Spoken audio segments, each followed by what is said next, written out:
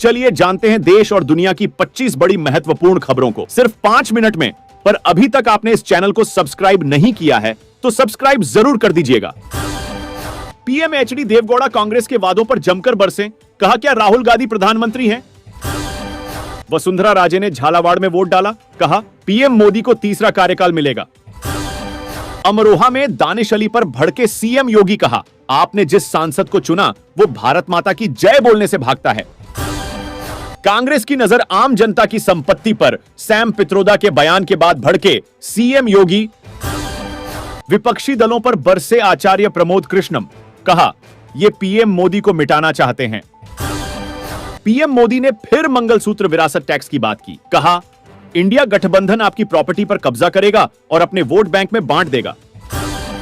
चुनाव आयोग से नोटिस के बावजूद जेपी नड्डा बोले कांग्रेस ओबीसी एससी एसटी का हक छीनकर मुसलमानों को देना चाहती है।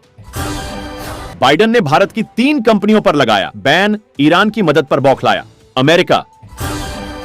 जम्मू सीट सुबह 11 बजे तक 29% हुआ मतदान, महिला वोटर्स सबसे आगे। राजस्थान के चिकित्सा मंत्री बोले कम वोटिंग से बीजेपी को बड़ा नुकसान, हमारी नागौर सीट जा रही। रविंद्र भाटी का प्रशासन पर गंभीर आरोप, कहा हराने की हो रही कोशिश। मोदी बोले राजस्थान में कांग्रेस सरकार ने ही पेपर लीक किया, पूर्व सीएम के करीबी ने खुलासा किया। गहलोत ने कहा हम उनकी परवाह नहीं करते। गहलोत बोले किसी विधायक सांसद के फोन टैप नहीं हुए, पीएम झूठ बोलते हैं, हमारे बारे में अमेरिका जर्मनी तक बोल रहे, क्या तमाशा हो रहा।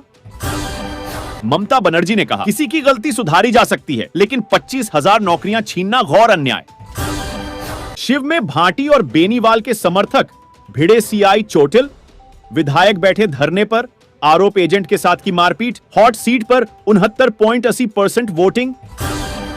तेलंगाना सीएम बोले एससी एसटी ओबीसी आरक्षण खत्म करने की साजिश, कहा बीजेपी और आरएसएस साल 2025 तक रिजर्वेशन हटाने की तैयारी में।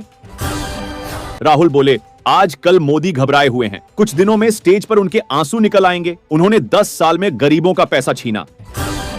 बिहार में पीएम बोले इन्होंने बैलेट पेपर लूट कर राज किया, कांग्रेस की लूट जिंदगी के साथ भी और जिंदगी के बाद भी।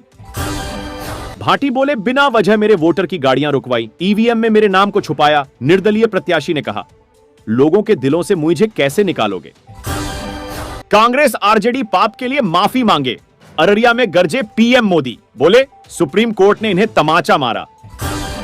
संजय सिंह का पीएम पर तीखा हमला, उलझुल बातें कर रहे, लोगों को बांटने की कोशिश कर रहे मोदी।